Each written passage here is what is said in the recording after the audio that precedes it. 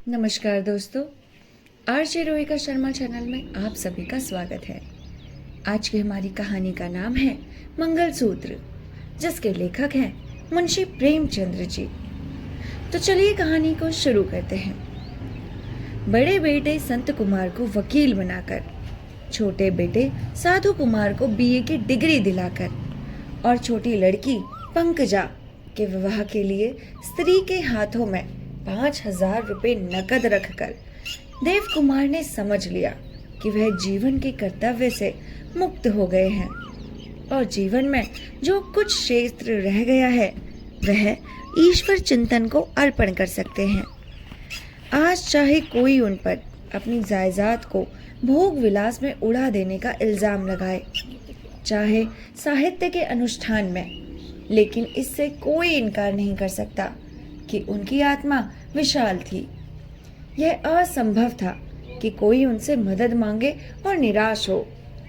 भोग विलास जवानी का नशा था और जीवन भर वह उस क्षति की पूर्ति करते रहे, लेकिन साहित्य सेवा के सिवा उन्हें और कोई काम में रुचि न हुई।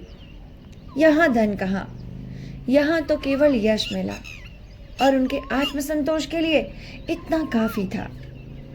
संचय में उनका विश्वास भी न था। संभव है परिस्थिति ने इस विश्वास को दृढ़ किया हो, लेकिन कभी संचय ना कर सकने का दुख नहीं हुआ। सम्मान के साथ अपना निबाह होता जाए, इससे ज्यादा वह और कुछ न चाहते थे। साहित्य रसिकों में जो एक अकड़ होती है, चाहे उसे शेखी ही क्यों ना कह लो, वह उसमें भी थी। कितने ही रईस और राजे इच्छुक थे कि वह उसके दरबार में जाए, अपनी रचनाएं सुनाए और उनको भेंट करे, लेकिन देव कुमार ने आत्मसम्मान को कभी हाथ से न जाने दिया। किसी ने बुलाया भी तो धन्यवाद देकर टाल गए। इतना ही नहीं, वह जो भी चाहते थे कि राजे और रईस मेरे द्वार पर आए, मेरी खुशामदी करे, जो अनहोनी बात थी। अपने कई मंद बुद्धि सहपाठियों को वकालत या दूसरे सिंगों में धन के ढेर लगाते, जायदादें खरीदते, नए नए मकाने देखकर कभी कभी उनकी अपनी दशा पर खेद होता था, विशेषकर जब उनकी जन्म संगनी शैव्या गृहस्थी की चिंताओं से जलकर उन्हें कटु वचन सुनाने लगती थी। पर अपने रचना कुटीर में कलम हाथ में लेकर बैठते ही वे सब कुछ भूल साहित्य स्वर्ग में पहुंच जाते थे। आत्मगौरव जाग उठता था, सारा अवसाद और विषाद शांत हो जाता था। मगर इधर कुछ दिनों से साहित्य रचना में उनका अनुराग कुछ ठंडा होता जा रहा था। उन्हें कुछ ऐसा जान पड़ने लगा था कि साहित्य प्रेमियों को उनसे वह पहले किसी भक्ति नहीं रही। इधर उन्होंने जो 2 पुस्तकें बड़े परिश्रम से लिखी थी और जिनमें उन्होंने अपने जीवन के सारे अनुभव और कला की सारी प्रौढ़ता भर दी थी, उनका कुछ विशेष आदर ना हुआ था। इसके पहले उनकी 2 रचनाएं निकली थी। उन्होंने साहित्य संसार में हलचल मचा दी थी। हर एक पत्र में उन पुस्तकों की विस्तृत आलोचनाएं हुई थी। साहित्य संस्थानों ने उन्हें बधाइयां दी। साहित्य मर्मज्ञों ने गुण ग्राहकता से भरे पत्र लिखे। यद्यपि उन रचनाओं का देव कुमार की नजर में अब उतरना आदर न था। उनके भाव उन्हें भावुकता के दोषपूर्ण लगते थे। शैली में भी कृत्रिमता और भारीपन था, पर जनता की दृष्टि में वही रचनाएं अब भी सर्वप्रिय थी। इन नई कृतियों से बिन बुलाए मेहमान का सा आदर आ गया, मानो साहित्य संसार संगठित होकर उनका अनादर कर रहा हो। कुछ तो यूं भी उनकी इच्छा विश्राम करने की ही हो रही थी। इस शीतलता ने इस विचार को और भी दृढ़ कर दिया। उनके 2-4 बच्चे साहित्यिक मित्रों ने इस तर्क से उनको ढाढ़स देने की चेष्टा की कि बड़ी भूख में मामूली भोजन भी जितना प्रिय लगता है, भूख कम हो जाने पर उससे कहीं रुचिकर पदार्थ भी उतने प्रिय नहीं लगते। पर उससे उन्हें आश्रय न हुआ, ना ही आश्वासन हुआ। उनके विचार में किसी साहित्यकार की सजीवता का यही प्रमाण था कि उसकी रचनाओं की भूख जनता में बराबर बनी रहे। जब वे भूख ना रहे तो क्षेत्र से प्रस्थान कर जाना चाहिए।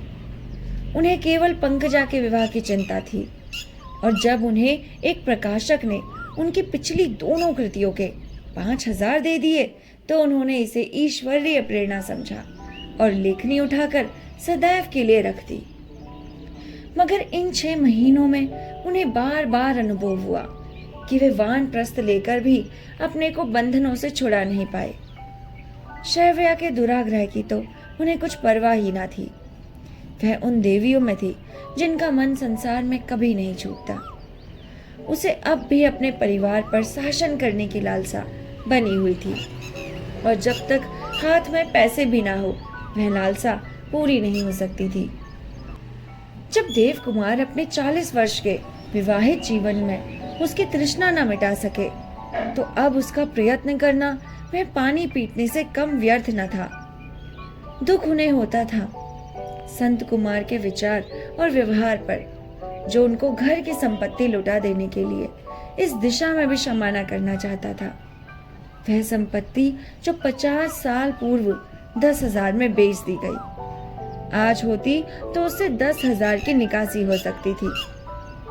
उनकी जिस अराजी में दिन को सियार लौटते, वहां अब नगर का सबसे गुल बाजार था, जिसकी जमीन 100 वर्ग फुट पर बिक रही थी। संत कुमार का महत्वाकांक्षी मन रह रहकर अपने पिता पर कुढ़ता रहता था। पिता और पुत्र के स्वभाव में इतना अंतर कैसे हो गया, यह तो एक रहस्य था। देव कुमार के पास जरूरत से हमेशा कम रहा, पर उनके हाथ सदैव खुले रहे। उनका सौंदर्य भावना से जगा हुआ मन कभी कंचन की उपासना को जीवन का लक्ष्य न बना सका। यह नहीं कि वह धन का मूल्य जानते न हो, मगर उनके मन में यह धारणा जम गई थी कि जिस राष्ट्र में 3/4 प्राणी भूखे मरते हो, वहां किसी एक को बहुत सा धन कमाने का कोई नैतिक अधिकार नहीं है, चाहे उसकी इसमें सार्थकता हो। मगर संत कुमार की लिप्सा ऐसी नैतिक आदेश पर हंसती थी। कभी कभी तो निसंकोच होकर वह यहाँ तक कह जाता कि जब आपको साहित्य से प्रेम था तो आपको गृहस्थ बनने का क्या हक था। आपने अपना जीवन तो चौपट किया, मगर हमारा जीवन भी मिट्टी में मिला दिया, और अब आप वानप्रस्थ लेकर बैठे हैं, मानो आपके जीवन का सारा ऋण चुक गया हो। जाड़ों के दिन थे, 8 बज गए थे। सारा घर नाश्ते के लिए जमा हो गया था। पंकजा तख्त पर चाय और संतरे और सूखे मेवे तश्तरियों में रख दोनों भाइयों को उनके कमरे में बुलाने गई। भैया आ जाओ जल्दी। और एक क्षण में आकर साधु कुमार बैठ गया। हाँ, 1 मिनट। ऊंचे कद का, सुगठित, रूपवान, गोरा, मीठे वचन बोलने वाला सौम्य युवक था, जिसे केवल खाने और सैर सपाटे से मतलब था। जो कुछ मिल जाए भर पेट खा लेता और यार दोस्तों के साथ निकल जाता। शव्या ने पूछा, संतू कहाँ रह गया? चाय ठंडी हो जाएगी तो कहेगा यह तो पानी है। बुला ले तो साधु को, इतने जैसे खाने पीने की भी छुट्टी नहीं मिलती। साधु सिर झुकाकर रह गया।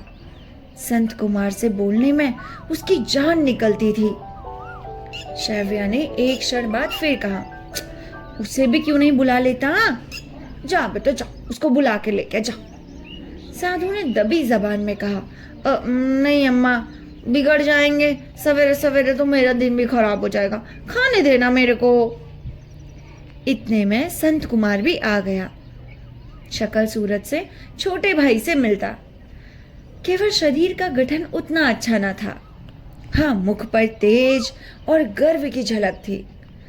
मुख पर एक शिकावत सी बैठी हुई थी, जैसे कोई चीज उसे पसंद ही ना आती हो। तख्त पर बैठकर चाय मुंह से लगाई और नाक सिकोड़ कर बोले, तू क्यों नहीं आती पंकजा? और पुष्पा कहाँ है? मैं कितनी बार कह चुका हूं कि नाश्ता, खाना, पानी सबका एक साथ होना चाहिए। शैव्या ने आंखें तरेर कर कहा, बेटा तुम लोग खा लो, ये सब पीछे खा लेंगी। अरे कोई पंगत थोड़ी है कि सब एक साथ बैठे। पहले घर के मर्द खा लें, तुम लोग खा लो, अरे हम सब बैठ जाएंगे। चल। संत कुमार ने एक घूंट चाय पीकर कहा, वही पूरा लचर ढर्रा। कितनी बार कह चुका हूं कि उस पुराने लचर संकोच का जमाना नहीं रहा। श्राव्या ने मुंह बनाकर कहा, सब एक साथ तो बैठे, लेकिन पकाए कौन और परोसे कौन? एक महाराज रखो पकाने के लिए, दूसरा परोसने के लिए, तब वह ठाठ निभेगा। अच्छा, तो महात्मा जी उसका इंतजाम क्यों नहीं करते, या वानप्रस्थ लेना ही जानते हैं? बेटा उनको जो करना था वो कर चुके, अब तुम्हें जो करना हो तुम करो। हमें तो ये समझ नहीं आता अम्मा, जब पुरुषार्थ नहीं था तो हम लोगों को पढ़ाया लिखाया क्यों?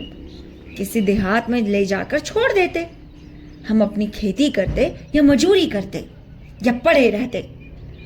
यह खटराग ही क्यों पाला? तुम उस वक्त ना थे ना भैया, सलाह किससे पूछते? संत कुमार ने कड़वा मुंह बनाए, चाय पी, कुछ मेवे खाए, फिर साधु कुमार से बोले, तुम्हारी टीम कब मुंबई जा रही है जी? साधु कुमार ने गर्दन झुकाए, त्रस्त स्वर में कहा, परसों। नया सूट बनवाया? मेरा पुराना सूट अभी अच्छी तरह काम दे सकता है। वाह, काम तो सूट के ना रहने पर भी चल सकता है। हम लोग तो नंगे पांव धोती चढ़ा कर खेला करते थे।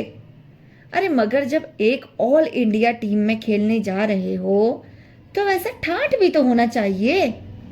फटे हाल हो जाने कहीं अच्छा लगता है क्या? अरे अगर तुम ऐसे फटे हाल जाओगे तो इससे बढ़िया ना ही जाओ। जब वहां लोग जानेंगे कि तुम महात्मा देव कुमार जी के सुपुत्र हो तो दिल में क्या कहेंगे कि भिखमंगा लग रहा है।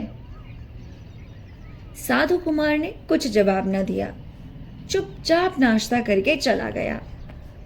वह अपने पिता की माली हालत जानता था और उन्हें संकट में नहीं डालना चाहता था। अगर संत कुमार नए सूट की जरूरत समझते हैं तो क्यों नहीं बनवा देते? पिता के ऊपर भार डालने के लिए क्यों मजबूर करते हैं? साधु चला गया। श्राव्या ने आहत कंठ से कहा, बेटा जब उन्होंने साफ साफ कह दिया है कि अब मेरा घर से कोई वास्ता नहीं, तो और तुम्हारे ऊपर वो सब कुछ छोड़कर चले गए हैं, तो तुम क्यों उन पर गृहस्थी का भार डालते हो? अपने सामर्थ्य और बुद्धि के अनुसार जैसा हो सका उन्होंने कर दिया बेटा। उन्होंने अपनी उम्र काट दी। जो कुछ वे नहीं कर सके या उनसे जो चूके हुए हैं उन पर फिक्रे कसना तुम्हारे मुंह से अच्छा नहीं लगता। अगर तुमने इस तरह उन्हें सताया तो मुझे डर है कि वो कहीं घर छोड़कर ना चले जाएं, कहीं अंतर्धान ना हो जाएं। वह धन ना कमा सके, पर इतना तो तुम जानते हो ना कि वह जहां भी जाएंगे लोग उन्हें सिर और आंखों पर बिठा लेंगे। श्राव्या ने अब तक सदैव पति की भर्त्सना ही की थी। इस वक्त उसे वकालत करते देखकर संत कुमार मुस्कुरा पड़ा। अरे अम्मा, अगर उन्होंने ऐसा इरादा किया तो उनसे पहले मैं अंतर्धान हो जाऊंगा। मैं ये भार अपने सर नहीं ले सकता। उन्हें इसको संभालने में मेरी मदद करनी होगी। उन्हें अपनी कमाई लुटाने का पूरा हक था, लेकिन बाप दादों की जायदाद को लुटाने का उन्हें कोई अधिकार न था। इसका उन्हें प्रायश्चित करना पड़ेगा। वह जायदाद हमें वापस करनी होगी। मैं खुद भी कुछ कानून जानता हूँ, वकीलों मजिस्ट्रेटों से भी सलाह कर चुका हूँ। जायदाद वापस ली जा सकती है। अब मुझे ये देखना है कि इन्हें अपनी संतान प्यारी है या अपना महात्मापन। यह कहता हुआ संत कुमार पंकजा से पान लेकर अपने कमरे में चला गया। संत कुमार की स्त्री पुष्पा बिल्कुल फूल सी है, सुंदर, नाजुक, हल्की फुल्की, लजाधुर, लेकिन एक नंबर की आत्माभिमानी है। एक एक बात के लिए वे कई कई दिन तक रूठी रह सकती है। और उसका रूठना भी सर्वथा नई डिजाइन का है। वह किसी से कुछ कहती नहीं, लड़ती नहीं, बिगड़ती भी नहीं। घर का सब काम काज उसी तन्मयता से करती है, बल्कि और ज्यादा एकाग्रता से। बस जिससे नाराज होती है उसकी ओर ताकती नहीं। वह जो कुछ कहेगा वह करेगी, वह जो कुछ पूछेगा जवाब देगी, वह जो कुछ मांगेगा उठा कर देगी, मगर बिना उसकी ओर ताके हुए। इधर कई दिन से वह संत कुमार से नाराज हो गई है। वह अपनी फिरी हुई आंखों से उसके सारे आघातों का सामना कर रही है। संत कुमार ने स्नेह के साथ कहा, आज शाम को चलना है ना? पुष्पा ने सर नीचे करके कहा, जैसी तुम्हारी इच्छा। चलोगी ना? तुम कहते हो तो क्यों ना चलूंगी। अरे अपनी इच्छा भी तो बताओ, तुम्हारी क्या इच्छा है? मेरी कोई इच्छा नहीं है। आखिर किस बात पर नाराज हो? किसी बात पर नहीं।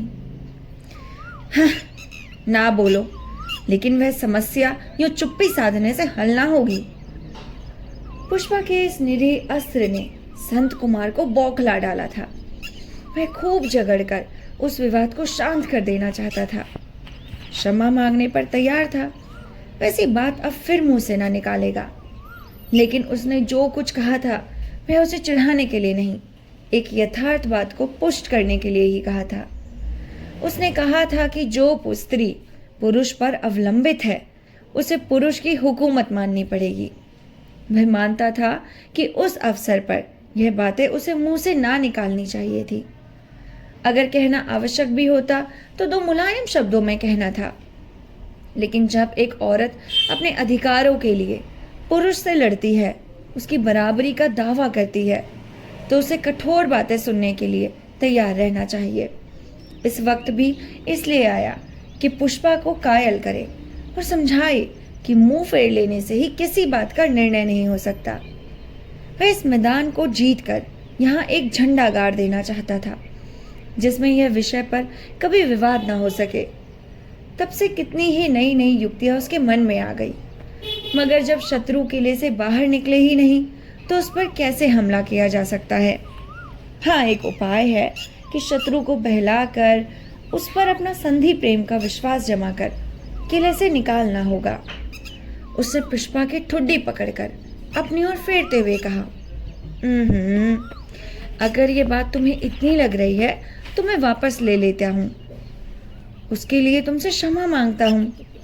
तुमको ईश्वर ने वह शक्ति दी है कि तुम मुझसे 10-50 दिन बिना बोले रह सकती हो, लेकिन मुझे तो उसने वह शक्ति नहीं दी ना। तुम रूठ जाती हो तो जैसे मेरी नाड़ियों में रक्त का प्रवाह बंद हो जाता है।